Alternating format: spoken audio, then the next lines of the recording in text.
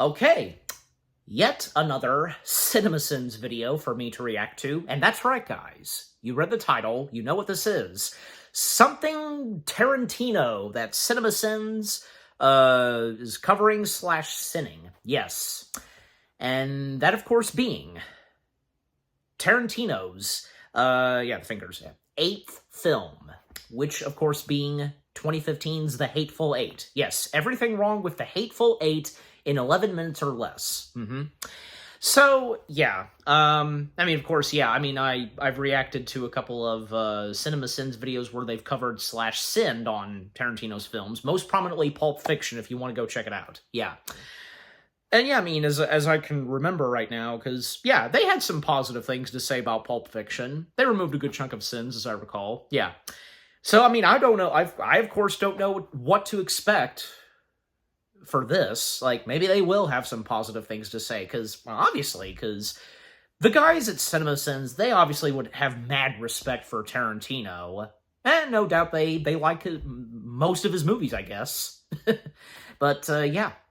And yeah, because The Hateful Eight, because, ever since, Tarantino directed his first Western film, which that, of course, being Django Unchained, which, yeah, CinemaSins also, I was trying to do finger snap, yeah, they did cover slash send that.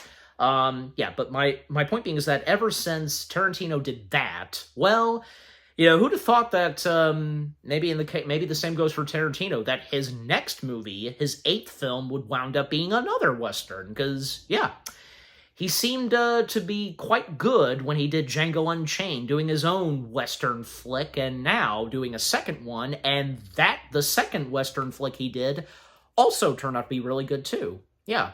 And here's another thing, because Tarantino has directed 2 Western films. That means he's now a Western filmmaker. Well, Tarantino established this at the Hateful Eight Comic-Con panel that if he were to direct 3 movies that are Westerns, yeah, if he were to do a 3rd Western film, then that would make him officially a Western filmmaker and such. Yeah. Well, look at it this way, because when it came to his, his 9th motion picture, Once Upon a Time in Hollywood, that did have some Western stuff in it, because, well, Leonardo DiCaprio's character starring in this TV show in the year of 1969, Bounty Law. So, yeah, a little bit of Western going on in that film, because, yeah, a Western being shot. So, I guess technically that would count, but, But, yeah, but of course, in the case of, say, The Hateful Eight and Django Unchained, those are full-blown Western flicks. So, yeah. But yeah, so with what The Hateful Eight has to offer, and of course, since I've done my review on it, if you want to go check it out, because, yeah, with what that Western flick had to offer, and, one of the inspirations that Tarantino had was, those old Western shows he loved watching, like say, one of them being Bonanza, and focusing on slash watching episodes that have guest stars. And long story short, because, yeah, basically, when it came to writing The Hateful Eight, basically focusing on those kind of characters whom they're total strangers in town. And it's just those characters, focusing on them. No other characters who, say, would be the main characters of a Western show, who are the good ones. Yeah, just those characters. Very clever, very interesting. And on account that, yeah, because in the movie itself, a total of 8 characters that are present, and hence the title of the movie, The Hateful Eight. And it's hard to tell at first, who can you specifically trust? Obviously, as the movie proceeds, we slowly but surely, and as each character gets killed, then we realize that, okay, these characters are cool, they can be trusted, they're the good ones, just, yeah. Or even say if, one of the other characters, technically is also a good one. Which, spoilers, one of them being, say, Kurt Russell's character. He sadly gets killed, but, yeah, he was a good character after all, but, man, his character having quite an attitude, and on account that his character being, quite a bounty hunter of his own, you know what I'm saying? Just, yeah. John Ruth, so. That's his character's name. I mean, and also because the Hateful Eight had such a great cast of talents, fitting so well in a Western flick, especially from Tarantino himself. Yeah. Yeah, Walter Coggins, yeah, I'm just getting his full name right. Samuel L. Jackson, Kurt Russell, Jennifer Lee, and, yeah. And also, I'm blanking on a few names. Yeah, because, like, Zoe Bell, no, because, yeah, her first name's Zoe, but, yeah, I'm blanking on her last name. And, oh, yes, and Tim Roth, and the late Michael Madsen, and whom had frequently, because here's the thing, because, like, a few of the cast members in this movie had frequently and at times worked with Tarantino, most prominently Michael Madsen and Samuel L. Jackson. Yeah. And Kurt Russell, yeah, he did a few times, like most prominently, say, with Death Proof, and after The Hateful Eight, well, Russell would once again work with Tarantino in Once Upon a Time in Hollywood. He wouldn't have a big role, but still, yeah, pretty good. And the same goes for Zoe, because, yeah, who appears in this movie too, The Hateful Eight, she would also be in Once Upon a Time in Hollywood. And yeah, obviously, because that's another movie that CinemaSins covered /sinned, but, yeah. Anything else to mention before I get started? Well, because, yeah, I mean, just overall, oh, yes, and can't forget to mention Channing Tatum, like him too in this, so, yeah, again, it's really hard to tell with what I'm going to expect, because, again, you know, you never know what to expect with CinemaSins. They may have some positive things to say, they may remove one or two sins, you just never know. But I guess on the count of this being a Tarantino film, maybe. Just maybe. But of course, I'm about to find out, so, okay. Alright, so here we go. Let's get this CinemaSins video started. No more time to waste. In 3, 2, 1, go. Saddle up. I should have said that, but, you know, I did already. Here we go. 20 seconds of darkness, followed by a full minute of 70mm snowy landscape porn. Look, I like Quentin Tarantino. You probably like Quentin Tarantino too. But Quentin Tarantino likes Quentin Tarantino more than we do. Who gives a shit? This is his 8th film. Also, you're backtracking through your head and wondering why this is the 8th and not the 9th. Because he considers Kill Bill all one movie. But we still can't get Kill Bill as one movie, can we? Can we? Well, yeah, I mean, he's not, I agree on Tarantino. I have no choice. So wait. Hey, there we go. Crucifix in the middle of nowhere. Also, I wouldn't have even questioned this if Tarantino didn't show it to me for 3 damn minutes. Reading. Got room for one more. Marquise thinks. Is this gonna happen more when the reading shows the chapters? And by taking these no goods off of his cart and putting them in the road, presumably so he has a place to sit, Marquise created unnecessary work for himself. That damn blasted blizzard has been on our ass for the last 3 hours. And they're continuing to outrun it. Whoa, that black fella. Tarantino uses the term black fella for Marquise in this scene because he's saving up for another term he will later use in excess. You take them 2 guns of yours and you lay them on that rock over yonder. Kurt Russell landed this role based on his impression of John Wayne. Okay, boy, we'll give I don't know. Are we supposed to believe that John Ruth is some sort of kind-hearted Yep, I've read John There's no way in hell he trusts Warren, and giving him a ride gives him absolutely nothing. Maybe he knows there's a plot later. Daisy must have a steel plate in her head, because after a hit like that, I don't think she could immediately get up and start talking again. Tarantino's flesh has gone too far. Horse porn. It hasn't been too long since they were out in the snow, and I assume their stagecoach doesn't have a heater in it, so they should still have snow on their hats and jackets. This movie is so anti-littering, Marquise throws a recently lit, still potentially flammable match on the floor of a wooden stagecoach instead of outside in the snow. But in the brains department, you're like a man who took a high dive in a low well. I know that Daisy is looking ahead to when her family comes and tries to rescue her, but she has to know after all the abuse she's taken, she's going to get punched by John every time she says something like this, right? What is her endgame for getting tortured? I am subjected to watching Daisy lick blood off her face for 37 seconds. Hey, little apple blossom. Quentin, you have Ennio Morricone at your disposal, and you'd rather play this anachronistic pop song? I'm gonna add 3 cents for that. Either I've Oh, come on. 19th century Wyoming's ability to plow snow, or this is some bullshit. You still got it? John Ruth plays the pronoun game so that Warren has to ask what the hell it means. And this is just one of the letters. knowing what we find out later, this so-called Lincoln letter is a forgery, Warren sure does go to prestige-level commitment when it comes to being protective about it. They was pen pals. John says that Lincoln and Marquise are pen pals, even though that term was coined in the late 1930s. Marquise punches Daisy out of the stagecoach just at the right time so that they can run into yet another person who can help out with the plot. Is that you, Chris Mannix? Wyoming is a pretty big place. The likelihood of John being 2 for 2 of knowing people he runs into is pretty slim. You're the hangman Bob Ruth. My lord, is that really the real head of Major Marquis looking at me now? And there's P.T. Barnum and Louisa May Alcott. So I'm supposed to freeze to death because you That's found so-and-so. something hard to believe? I suppose not. Seems like John just had a stroke. It's the only thing I can think of that would explain his sudden compassion for this guy he doesn't seem to care for. Does he know how famous she once was? It's convenient these characters don't know just enough about each other for an explanation to be necessary. You ain't never heard of Wellenbeck Prisoner War Camp, West Virginia. West Virginia was a Union state that broke away from Virginia because those counties I'm a didn't West want to be part of the Virginian. Confederacy, making it a key border state for the Union, which would make having a Confederate prisoner war camp there highly unlikely. Even though it's not impossible, it's just kind of a bad choice to put your fictional prison when there are plenty of other Confederate states to choose from. Gotta nail it shut. You will? Because when Bob walked out a bit ago, it shut just fine. Tim Roth isn't Christoph Waltz in this scene. Let's just say I don't Oh like yeah, cheating, because hangman. Christoph You gotta was make a living. considered, but Hangman get paid per hang. that didn't come to be, unfortunately. But Tim Roth was still good. Create a conflict of interest. We're gonna drop one every 10 paces. We watch them do this in real time for no reason other than Tarantino has this 70mm camera and he's going to use it, goddammit. I prefer to carry the rods and rope along with me rather than go back and forth in a blizzard. Either someone is trying to make a bead curtain out of chains, or I'm just completely ignorant as to why someone would need all those hanging there. Either way, I'm counting it as a sit. You the chap with the Lincoln letter. How the does Oswaldo already know about Marquise's Lincoln letter? The only way he could know is if Ruth somehow told him about it while they were off camera for no reason any sane person can think of. In this Maybe. stable has a letter from Abraham Lincoln? Tim Roth did his character study by watching Monty Python for several days. Where the hell is this light coming from? There's a huge blizzard outside, so it's definitely not sunlight. I guess Minnie got a time machine, traveled into the future, and brought floodlights back with her.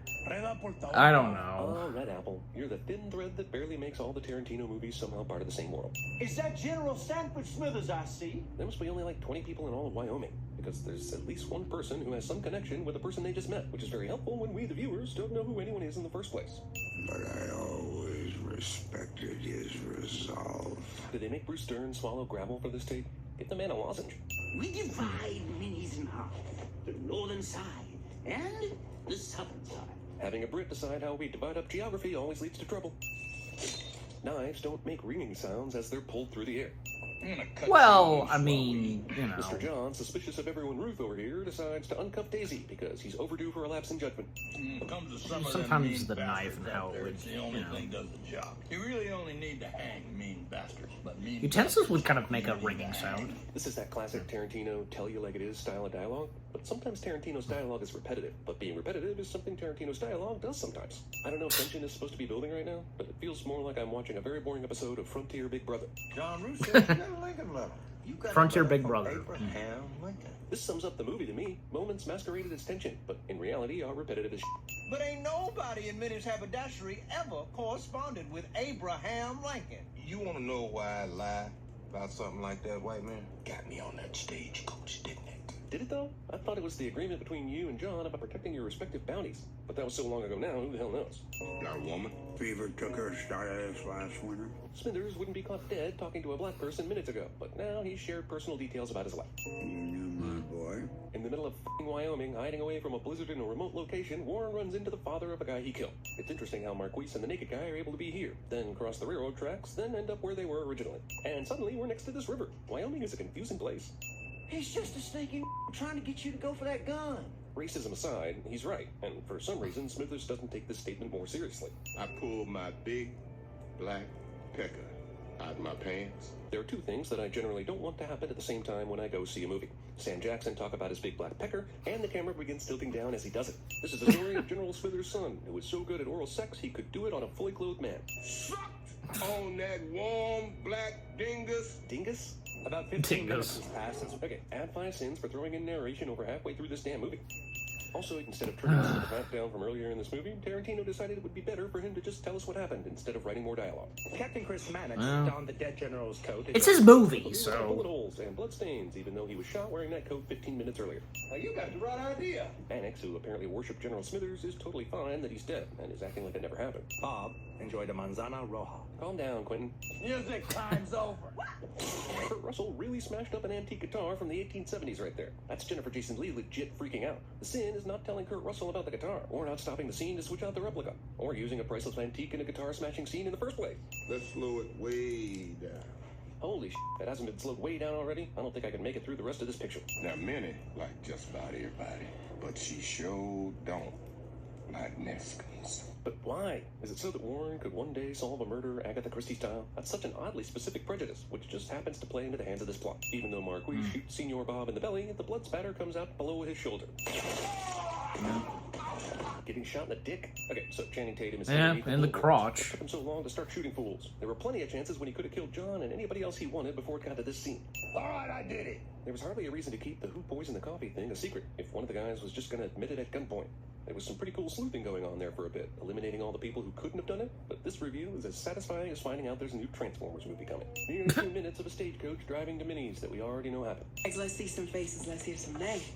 At no point during this scene does Minnie's supposed hatred of Mexicans surface. Not even a dirty look. It's real nice of Joe to offer Judy a peppermint stick, but it's odd that he would reach out his right hand, then magically have the peppermint sticks in his left hand when the shot changes to over Judy's shoulder. Movie steals the dead man's view shot, complete with Michael Madsen and Uma Thurman's body double from Kill Bill. And he's gonna have my sister with him. And he is gonna have her in chains. How the f did this guy learn about who captured his sister and when they were gonna come through here? During the next 4 hours, Jody and the boys chucked the bodies down the well. Unnecessary narration is more unnecessary than usual. Jody is the only one who hides, even though they're all relatively well-known gangsters, which we find out later. And with the passengers in the now arriving stagecoach propensity for recognizing people, it sure is super f***ing lazy that they don't know who these guys are. Tarantino abandons its chapter numbering scheme. I guess he does this to keep people from leaving the theater because they aren't sure how many more chapters they can endure. You fella in the basement. Wait a minute, why didn't Jody... Also, like, you guys know, of course, like, how it is on Big Netflix. bad cat worth $50,000. And every member of his gang was worth at least 10. You mean to tell me that this professional bounty hunter guy didn't recognize anybody from the infamous gang until Daisy brought up her real last name, and John didn't either? Surely they'd seen drawings of some of these people before. Any good gunslinging frontiersman should know that if someone already has the draw on you, it's probably not the best idea to jump up and fling your chair and try and shoot them. They will definitely shoot you first. When the hangman catches you, you hang. This seems like a weird time for Marquise to get all sappy and decide to honor John Ruth. Can't we just shoot her and be done with it? There we go. These two jackasses managed to find the strength to lift Daisy, even after extreme blood loss. Yeah, they managed to. So the next person to come across this stagecoach stop will stumble upon like $100,000 worth of corpses. Lucky them. Hopefully they don't try to drink from the well. Nope. 85. Yeah. Well, that's a very offensive way to put it. Oh, no. We shouldn't say that. Daddy, Neighbor. Girl, don't you know the Dancers. don't like being called dudes no more than... you ain't really gonna let that Panther. riding here. Panther. You overrate him. Quaker. And Joker. Yeah, because there's a lot of racial slurs in this. Gonna stop your ass to death. is that the way Swimmers. treat their ladies? $8,000, a lot of money for it. Number. Jordan. Fight. Put your hand. This antler. Son of a gun, ain't partnered up with you. Nothing hibiters went Logger. head hunting. They just never did get them right Logger. head to do. You joined the war to keep Gawkers. in chains. But no more reason Walkers? to a run for the trees. Hiker? 37 white men for one Hamster. what so Hamster. accused you of being a kill crazy Teacher.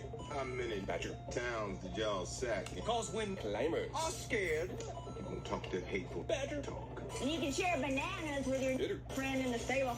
The bounty hunter's Broker. friend in the stable. He's got Broker. a bounty hunter friend in the stable. Miner. In the stable has a letter? Miner. in the stable. Do you know that? Fiddler. Fiddler. Fiddler. But I know he's Fiddler. Boner. just ain't in him. Boner. That Boner. A boner's fine. Mr. Baker. Tell the Banker. that I don't acknowledge Bankers. and know the Bankers! And least of all, Northern Bankers. You weren't just some random Boxer. soldier picked from a pile of letters. Box? You really thinking, Farmer. least of all, Farmer. that Lawyer. there. Stop that, Sam! Drummer. Come up here to do a little Loggerhead hunter. We say logger? Gophers. Gophers. Sang a different tune when they found themselves at the mercy of the Plumbers. gun. Plumbers.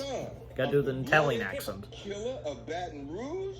You shut your lying Tiger. lips up! He's just a sneaky barber trying to get you to go for that gun. Ignoring the critter that killed your boy.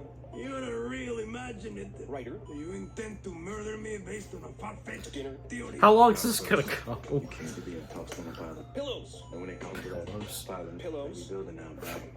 You sure picked the wrong time to turn into a Hacker. lover. Don't you see that? Hunter. John Ruth put you smack dab in the middle of danger. You're about to be murdered in some Cadaver. named Minnie's house. And what's gonna happen when that sun comes out? Vampire. You gonna let that Diver. speak for you, Chris? Shoot that Shopper. dead. They ain't just gonna kill you and then Gamer. shoot that Lobster. dead. I assume still on that. Barber. Wow. And there we go, yeah. The Black Six. Okay. I don't think I'm getting that reference. I think I should. I feel like I should, but yeah.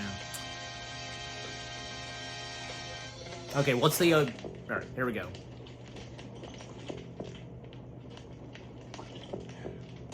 A wizard is never late. Yeah, there we go. Never. Never ever. Forever, ever, forever, ever. But when John Ruth, the hangman, catches you, you don't dive no bullet in the back. And that's the double truth. Ruth. Try to get snowflakes on your tongue. It's Peanuts. fun. You got a letter from Abraham Lincoln. Yes. The Abraham Lincoln? Yes. Abraham Lincoln. But why? You just asked me the same question in 3 different ways. Normally, both your asses would be dead as fucking fried chicken. But you happen to pull this while I'm in a transitional period, and I don't want to kill you. I want to help you. Oh, what was that from? That movie. Made to suffer. It's our lot in life. Yeah, makes sense. I've got to rest before I fall apart. My joints are almost frozen. And that's it. Okay. Wow, that was something. All right. So that was everything wrong with the Hateful Eight in 11 minutes or less. Well, I mean, okay, so the only positive thing that they did was at the start of the movie. That was it. Nothing else. Oh well, that's how it is in that video. So, and you know, because again, you just never know what to expect from CinemaSins. So I mean, they did have a few positive things, but nothing else. I'm sure maybe they probably do on account of this movie, because, you know, I don't know, is it me or, like, do the CinemaSins guys, have they done something where they're very honest and positive with, if you get what I'm saying, I have a feeling probably, and if you know, let me know in the comments section, because, you know, I'm totally blanking on it, but yeah. Yeah, I mean, despite the things that CinemaSins said about the Hateful Eight, that doesn't stop the fact that, you know, this was another one hell of a good Western flick from Tarantino himself. Just, yeah, I mean, everything from beginning to end. The details and everything that's going on, just, oh, yeah, that's amazing. And how it would build up and so on, just, nice. Yeah, and also, of course, with the audio outtakes / after credits, they were pretty good. And the bonus round, yeah, I was definitely not expecting that. God, that went on for a little bit. But, you know, because, yeah, I mean, it's true, because so many racial words in the film, most prominently the N-word. And the narrator, how he said those words, you know, banker, lawyer, you know, fiddler. But yeah, and on account of the bonus round, that means that, yeah, the final, that would mean, like, the official final sin count of a movie, so, and, you know, because you just never know when they're gonna do the bonus rounds, that's for sure.